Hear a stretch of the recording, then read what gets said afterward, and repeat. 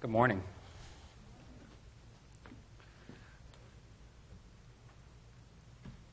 Steve has done this so many times that he was right there on 45 minutes on the dot, I think, without even looking at a watch. So I'm not sure that I have that good of an internal clock, so if I start running over, let me know. I don't want to eat into break time. But what I'm going to be talking about today, he introduced to some of those riparian concepts and what the vegetation does to kind of hold the stream bank together, and the value of that riparian sponge and how vegetation acts as a basket to really hold that water in, hold the channel in place. What I want to talk about today is kind of what the channel wants to do, how the water and the sediment interact to shape the channel.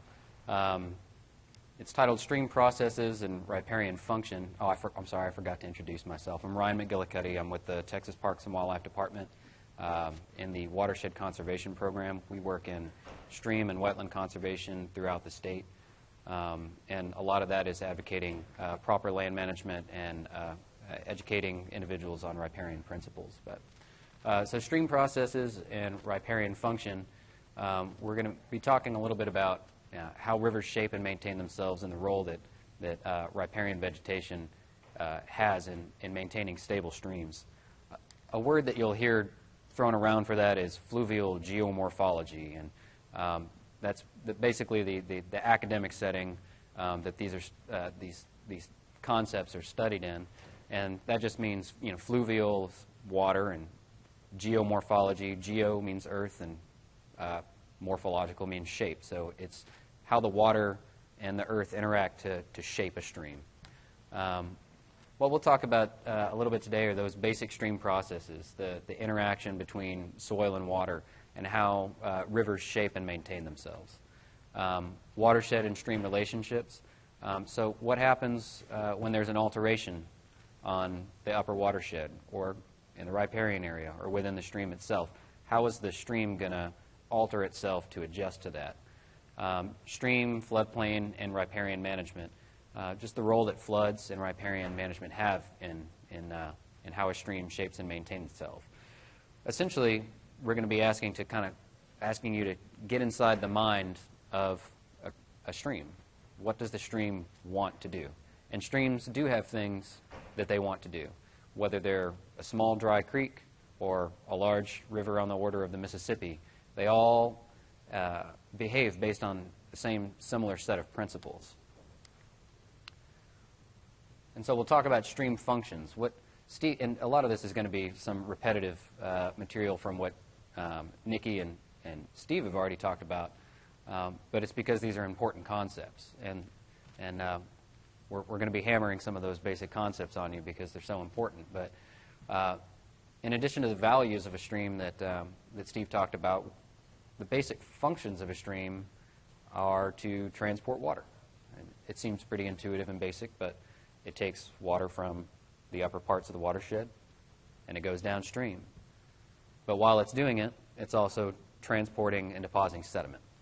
It's picking up sediment and it's laying sediment down all throughout the system. And while it's doing that, in floods, in the channel, on the uplands, it's transporting and replenishing nutrients. So when the water is moving downstream, it's taking leaf litter, it's taking nutrients from the uplands, and in floods, it's spreading them out and depositing it on the landscape. When you're back to your basic high school level world history, where did civilizations settle? Or rivers. The Indus River Valley, the Nile, the Tigris Euphrates. And it wasn't necessarily just because there was water there, but because floods continuously put out nutrients on the landscape, and that's where your crops grow. That's where your good forage is. So rivers in their flooding are constantly replenishing nutrients onto the landscape. So that's a major function of streams. And then, of course, there's a biological function. It provides food and water and shelter and shading for humans and wildlife alike. And this is kind of just to touch back on some of the values that Steve talked about. And just to reiterate that the river, the floodplain, the riparian area, they're all one. They interact with each other. And when they're properly functioning together, they're going to have these values: erosion control, water quality, wildlife and aquatic habitat, recreation, water storage, and flood protection. Now here's some more basic stream facts. These are true for all streams. Stream bank and watershed erosion are natural processes. A lot of times we look at an eroding bank and we think, gosh, that's ugly, it needs to fix itself. It's out of whack. But the truth is that erosion happens in every stream system. It's just a matter of if it's in balance or not. And speaking of balance, we'll use this term sometimes called dynamic equilibrium. And a dynamic equilibrium exists in all stable stream channels. And dynamic equilibrium means it's changing constantly, but it's in balance. So it'll be picking up and eroding some banks, but it's depositing soil on the others downstream. Erosion is a basic fact of life for streams. But if it's in balance, then it's going to be doing it at a rate that's stable and consistent. Floods have beneficial functions. And this is one of the main points that I'm going to be talking about is when changes are made in the watershed or within the stream itself, the watershed, the stream, will adjust to fix itself. And so when I say stable stream, I mean one that has a stable dimension, pattern, and profile, so its basic shape, such that over time the channel features, the bed, the banks, the riparian area, are maintained and the stream does not aggrade. That means it doesn't build up sediment, nor does it degrade. It's not eroding sediment and going down. So it's not filling or it's not down cutting. And lateral migration and erosion, so when it's moving from side to side and cutting into those banks, that does not necessarily mean that a river is unstable, but it needs to occur at a rate where it's not doing it too excessively. So stable streams are also dynamic. They're going to move across the landscape. After lunch today, we're going to see this again in the field, but this is just to show you all that there's a basic relationship between water and sediment in a stream. And essentially that's what a stream does. It moves water and it moves sediment. And if you've got too much sediment and not enough water, you're going to get sediment accumulating. So if you don't have riparian plants serving their function, holding the stream banks together, you're going to have too much sediment input. And if you don't have enough water, that stream is going to aggrade. So it's a balance between water and sediment. On the other hand, if you've got too much water in a stream, maybe it's because of the stream has been channelized somewhere or some other human alteration or excessive livestock, the stream will start degrading because there's too much water moving through too short of an area. So there's a balance between how much water and how much sediment need to be interacting within the stream with each other. So these are the major variables that will influence a stream's shape. And like I said, this is true from the smallest to the largest stream. What these are going to do is influence how a stream moves across a landscape, whether it's kind of a little bit straighter, whether it meanders through the landscape, what its general shape is going to be. The width of the channel depth, the velocity, that's the speed of the water moving through it, the discharge, that means the amount of water that's actually moving through there, the channel slope, so how steep the slope is, what's your elevation relief from point A to point B, the material, so the sediment load and size. So how are you sand, are you clay? All these things, if you measure them, are going to have a predictable result in what the stream is going to look like. And that's what I put this up here to emphasize, is that streams are largely measurable and predictable. It's not necessary that you memorize all these terms, but just to know that there are mathematical relationships between all of these variables that influence how a stream is going to be shaped. But there's some, people spend 8 years getting a PhD in this kind of stuff, but there's some basic concepts that anyone can understand and need to understand so that when they're looking at a stream, they can understand and assess what the problem is and what needs to be done to make it stable. So yeah, I just put this up here to illustrate that they are mathematical and they do have relationships to one another. And when you change one of these factors from whether it's land management or some other factor, it's going to try and adjust itself to, let's say you change the channel width, it's going to make a change in depth or velocity somewhere else as the stream tries to heal itself. So all of these variables have a relationship to one another. And here's kind of just what a river does in general as it moves downstream. So upstream here at the top of the corner here, as water comes around a bend, it hits this outside bank and it's moving in this corkscrew type of shape. And as it hits that bend, what it's doing is it's slowing itself down. So streams move around a corner in order to slow themselves down. They get resistance from that bend, kind of if you imagine a skier moving downhill. When you want to slow down, what do? You turn, and you move in that kind of motion. If you were just to stay straight and point, you just increase speed and increase speed and increase speed until you fell down. But when you move from side to side, it decreases that friction, and it allows the stream to slow down. So as it moves around there, the force of the water is pulling along here, so it's picking up the sediment from that bank. So again, erosion is a natural thing if it's in balance, because when it comes around the next bend on the other bank, it's going to be depositing that sediment. And so as long as there's riparian vegetation to catch that sediment, proper land management, the stream will stay in balance. It'll erode, but it'll also deposit land on the other side of the stream. This is kind of just to illustrate what happens to a stream when, this is kind of what a stream wants to look like.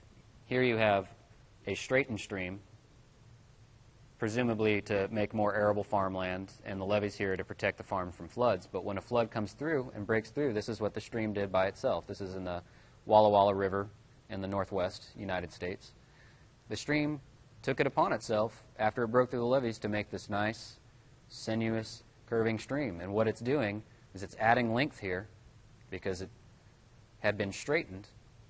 It's adding its length and slowing itself down, and it makes this curving pattern. Now, not every stream is going to make that perfect geometric, kind of symmetrical curving pattern, but this is just to illustrate that streams do want to move across the landscape. If you straighten them, they're going to respond somewhere. Now, to talk about flooding a little bit and the role of how important flooding is. Steve touched on it a little bit. I'm going to get a little bit more into it. We're going to talk about the concept of bank full discharge. What you have here, if you imagine this as looking within the stream, looking downstream, you have a cross-section here. This is your base flow. It's the amount of water that's flowing through there on average. This is your bank full. So it's the amount of water in the stream that is just before it comes out onto the floodplain. And typically, it's about a 1.5 to a 2-year flood. That's the occurrence on which these types of flows will happen. That amount of water, on average, the 1.5 to 2-year flood, is the amount of water that's going to shape your channel.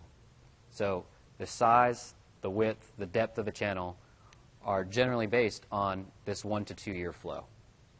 That's what the river, the stream, the creek has sized itself to, is this flow. And that's pretty much a universal fact for all streams, no matter where you are in the world. It'll vary a little bit, but generally 1 to 2-year flood. So this area up here is the active floodplain.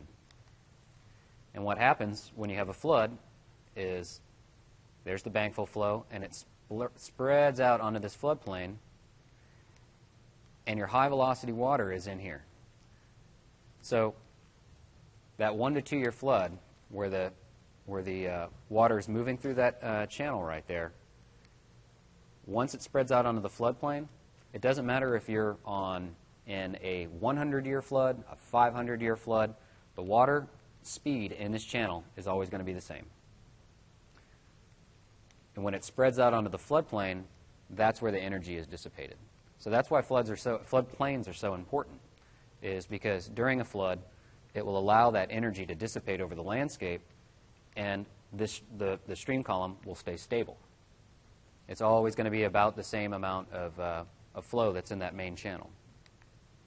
So you have low velocity water up there, and it allows the channel to maintain its shape. Floodplains dissipate energy, they trap sediment. They also help maintain flow. Here's your base flow, and here's your water table. Water's moving back and forth, depending on the system. It's moving back and forth between the water table and the channel. They're feeding each other. When you have a flood, it spreads out onto the floodplain. Water soaks back down into the water table. It increases the water table. So when you go back down to, after the flood recedes and the water gets lower in the water table, it's going to help maintain that base flow. That's the water that's going to be leaching back into the stream and maintaining your base flow.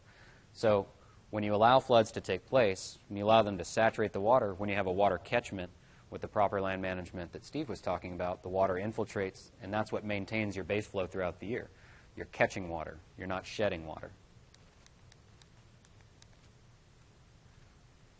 And here's a process, here's a response called downcutting, which is an indication of an unstable stream, and it's erosion that occurs downward. And it's something that is pretty universal throughout Texas. Most of our streams have downcut in the last 150 years due to land management practices to some degree or another. What you saw in Bear Creek when Steve showed y'all was a stream that had downcut all the way to bedrock, and it took proper land management practices to build it back up.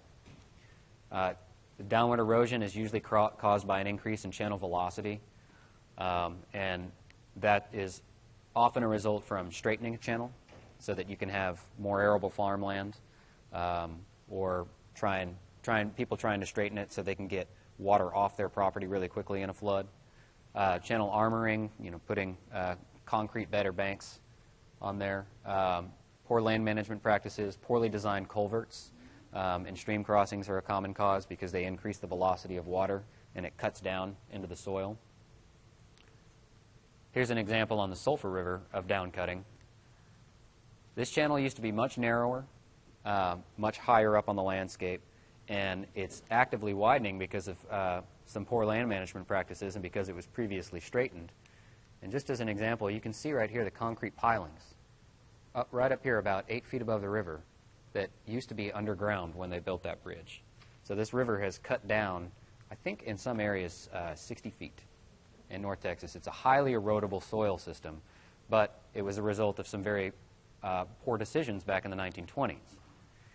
What you'll see here is this is in North Texas, between in the Delta Lamar County area, and you see this squiggly line here. That's the county line between those two counties that was marked out based on the original river channel. So you had this highly sinuous river channel, but in the 1920s, they decided that they were going to straighten the stream to get water off the properties really quickly and solve a flooding problem. So this is the new river. They straightened it. Well, what happens when you straighten a river is you've got the same watershed size, you've got the same amount of water moving through there, but you have a shorter distance. Because all these curves, if you took all these curves and you straightened them out into one big line, pretending it's a piece of string, and moving it into a big straight line, it would be about twice the distance as what they straightened it into. So you've got the same amount of river moving in half the amount of distance. So what's going to happen? All those variables, remember, they interact with each other. So the width, the depth, they're going to have to increase in order to accommodate the same amount of water moving through in a shorter space. Does that make sense? So what you have is the river responding in this way by widening itself, by deepening itself because it's got less amount of space to move the same amount of water. So is that a bad thing? Now there's fewer floods. You've got a widened river, but in 1930, I think, in 1938, I just read the other day a report from the Soil Survey that was talking about how great this was, and they admitted it's widening, it's deepening, but that's a good thing because it's keeping the floodwaters off the land. Well, it took another, that was the viewpoint 20 years after they straightened it, but then people started to realize what happens when you downcut. So now the channel has deepened from here to there. Here's your bank full flow. it's now trapped within the channel. It doesn't have access to the floodplain. So when you've downcut that far, you lose access to the floodplain. What happens to your water table? Here's where it was before it downcut. Then you downcut. Your water table's way down there because you don't have that flooding to spread it out over the landscape. So what's that going to do to your forage grasses? You know, what's that going to do to your farmland? It's not going to hold as much water because it doesn't have that interaction between the water table and the river. So you're going to have a very different landscape up here that's going to be more typical of plants that are adapted to drier climates, drier conditions. Now, this is just to illustrate that not all rivers act the same way. Some rivers, based on their geology, their soil, their climate, are kind of meant to be downcut like this. They've just evolved like that over time based on their location and geography. Canyon walls are a good example of that. This river is functioning the way it is supposed to be based on the landscape. So just because you see a river that is downcut, entrenched in its within its valley like that, doesn't necessarily mean it's a bad thing. And this is just another illustration. Rivers are going to look different from their headwaters and in their middle area than down in their basin. You know, the steeper that a landscape is, the more slope you have. Generally, the straighter that river is going to be. But as it flattens out, it's going to start curving a little bit more and a little bit more as it's just spreading out over the landscape. It's meandering over because it's not as steep. So rivers are going to look different. Rivers, creeks, they're all going to look different depending on some of those factors. So what happens? What do you do after a river changes itself? Well, Steve mentioned earlier that first you have to identify the problem. What's the source of the downcutting? What's the source of the widening? If it's a grazing issue, address that problem. If it's a stream crossing or a culvert issue or another increase in velocity for some reason or another, once you address that problem, channels do evolve to fix themselves, like he showed with Bear Creek. What you'll have within a widened channel, if you address the problem and allow a channel to fix itself, it's going to deepen, deepen, deepen, and then it'll start widening. There's your former channel, and there's your wide channel. But now it's widened enough to where it's got enough space to accommodate all that water that was moving through there. And what it's going to do, it's going to start depositing sediment within that new valley. You've got a new widened valley, it's just deeper. It's going to start depositing sediment, and building up. Riparian vegetation will now start to anchor it there. And you'll get your former channel, but it'll just be deep and inside your old channel. It's now a channel within a channel. But now your base flows are down here. So that's the issue, that it's going to change the vegetative landscape up here because your base flows are going to be lower. Now what happens that's more typical of what's going to happen out here in the Blackland Prairie or East Texas where you have deep soils. But in the hill country just west of here, when you have more of a bedrock soil, when it hits that bedrock, it can't go any further down, so it responds by widening. Whether it's because of cattle grazing or road crossings or straightening the river. So now your former channel was here, and you had this riparian sponge that was putting water back into the river, but now you've got a wide channel, reduces the riparian sponge, and it looks like this. This is fairly typical of what you'll see in degraded hill country streams.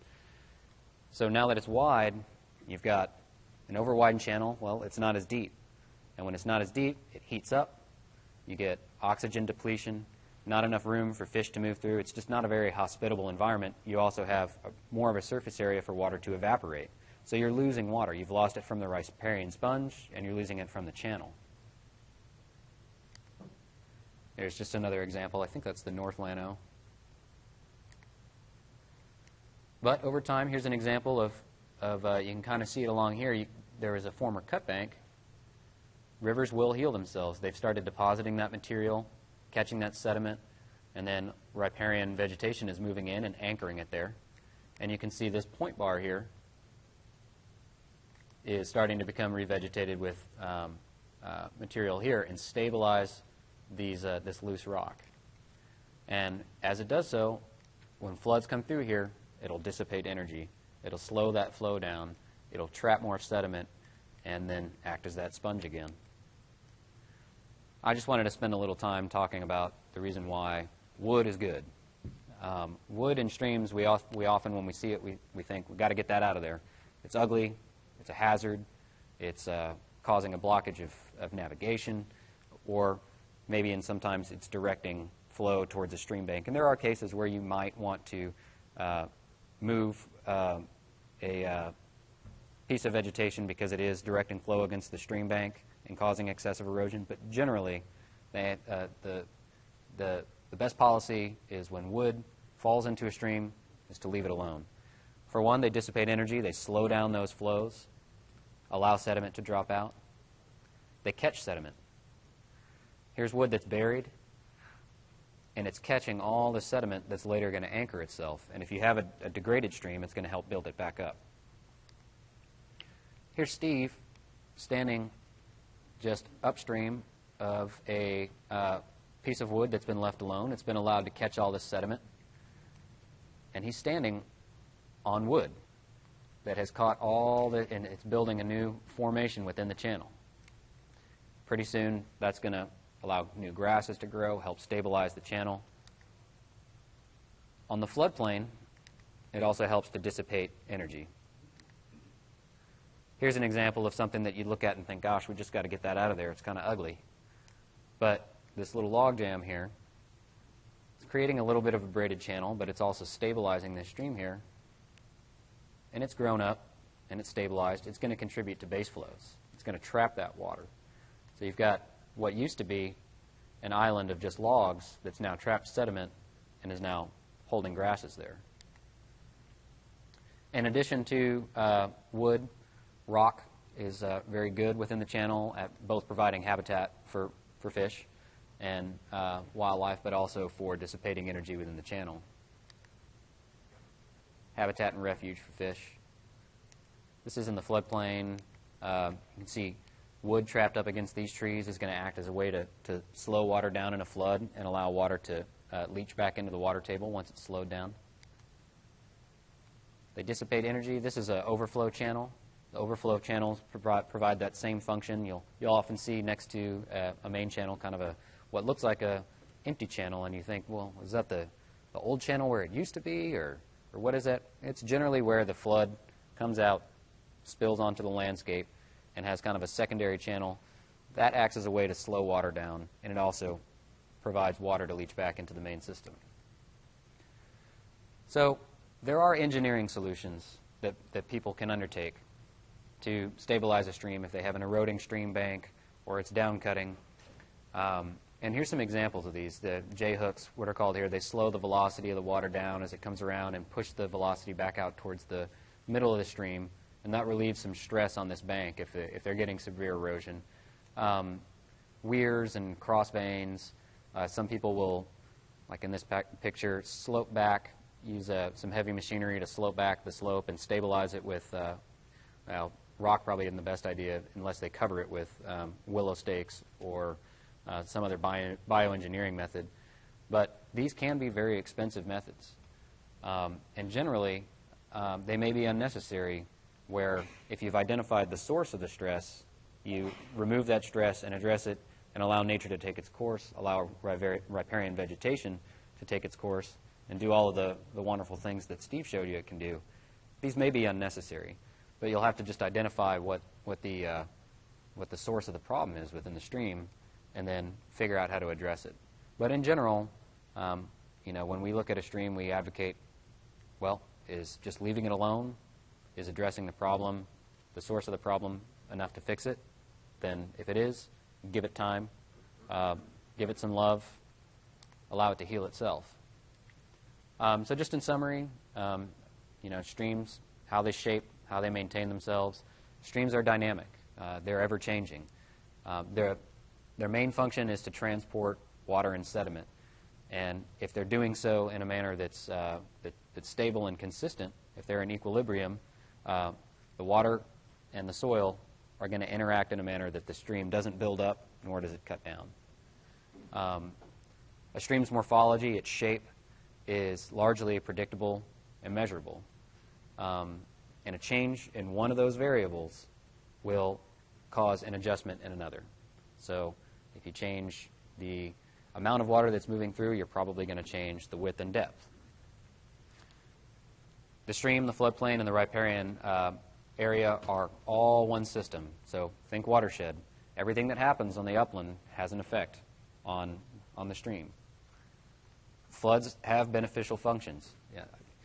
It is. We're going to keep saying that. It's a difficult concept to wrap your head around, especially in Central Texas, where floods are largely seen as a disaster, as something that is harmful to life, property. But they do have a beneficial function.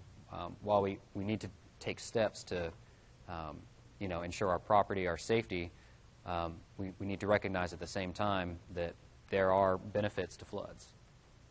Lateral and vertical stability, so whether a channel is staying stable, both moving side to side or up and down.